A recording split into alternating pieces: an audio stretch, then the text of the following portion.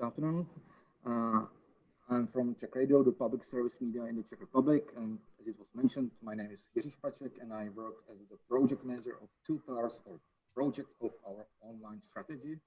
And I'm going to talk about new technologies we have implemented or developed and about the next steps we are considering for the near future.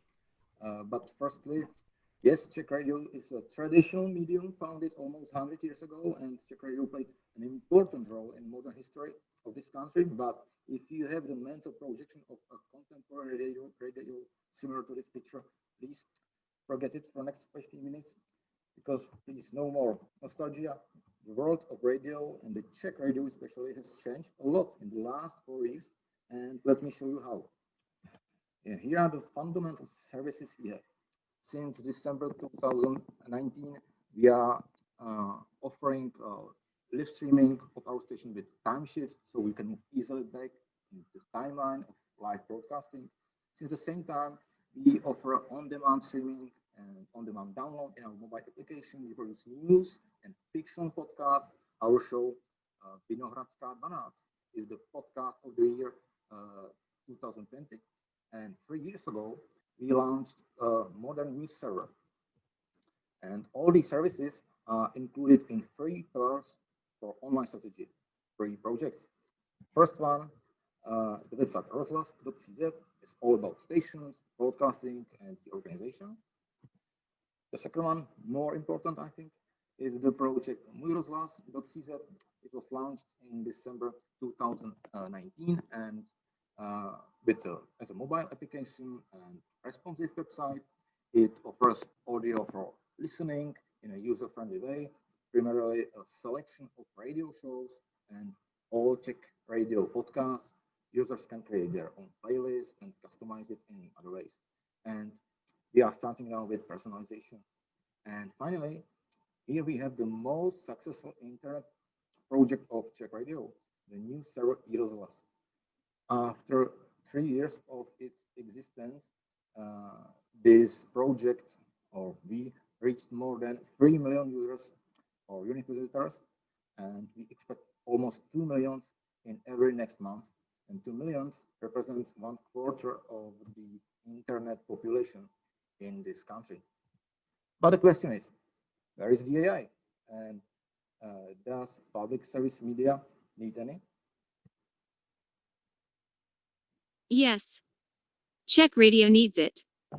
And by the way, my name is Mia, the AI generated speaker who can say anything you imagine, anything you want. But let's get back the presentation, Yuri. Thank you, Mia, for your support. I do appreciate it. But seriously, here you can see a few reasons why we need it. Searching in audio or automated fact checking. But to get to these goals meant for us to start with something invisible for public attention and more sophisticated that is then more just a website. It's a lot of work. And almost 3 years ago, we had to start with the systems on the backend. For illustration, I have this totally simplified graph, and I promise this is the only technical slide. In Czech Radio, we have been implementing two major systems based on machine learning. AV system on the left side is custom made, developed for us. It analyzes audio and describes its timeline, the beginnings and the ends of the speech, of the speech with the musical background, etc. The system even identifies the shows, commercial breaks, etc. In short, it describes the timeline in detail. It's very useful metadata, not only for automation of editing. The second one, the AMS system on the right side, transcribes speech, differs between speakers with diarization, and can even identify them soon. And we are going to use both systems together for creating metadata for automatical editing of broadcasting, for analysis of the archive, or phone calls. For example, a journalist calls a politician, the interview is being recorded and automatically sent to the AMS system. After a few minutes, the reporter gets a transcription available with an audio file, and the transcription is crucial. Let me show you the reality coming in a few months. This is the public page of website Můj rozhlas offering live broadcasting. Here the users will be able to switch to online transcription. On the next slide, there is down on the left side online transcription. The AMS works with the source and the stream or content is 7 seconds delayed, so you can read the words even before the speaker says them. It looks like the AI is predicting the future, but not yet. Radiožurnál, zprávy. Víme, co se děje. Střední školy v Praze se zatím plošně uzavírat kvůli pandemii koronaviru nebudou. Pražský primátorek Zdeněk Hřib z Pirátské strany v nich chtěl nařídit distanční výuku, protože Praha bude mít podle něj na semaforu epidemiologů červenou barvu. Ta znamená pokračující nebo narůstající komunitní šíření nákazy. Pražská You can read subtitles of broadcasting online and search in it. Search engines like Google or Seznam can read it, and finally we get useful metadata of the audio, of the content. And you could see the transcription is not 100% correct, but that's just the reality. The dearization and the identification has not been implemented, but we are working hard on it. And next step is automatic translation. As Peggy said, it's the future, and not only can we transcribe online broadcasting, but we can also translate it to many languages online right now. Czech Radio is a member of the international research project Aliter. Look at this. This video takes 50 seconds. Radiožurnál 11 hodin a 30 minut. Jsou tu zprávy s Janou Utendorskou. Systém elektronické žádanky na testování COVID-19 kvůli výpadku nefunguje. Podle Lenky Svobodové z Ústavu zdravotnických informací a statistiky teď lékaři nemohou žádanky na odběr vystavit a na odběrových místech se nedají ověřit. Tam ale i dál budou vzorky lidem odebírat. Výpadek je centrální a týká se tak celého Česka. Další podrobnosti zjišťujeme. Premiér Andrej Babiš z hnutí ANO se má omluvit poslanci Miroslavu Kalouskovi z TOP 09 za výroky o něm při debatě ve sněmovně. Rozhodl o tom okresní soud pro Prahu Západ. Rozsudek zatím není pravomocný. Babiš před 2 lety mimo jiné prohlásil, že Kalousek rozkrádal ministerstvo obrany. Podle soudu šlo o osobní útok. Předseda vlády se podle soudu musí omluvit písemně.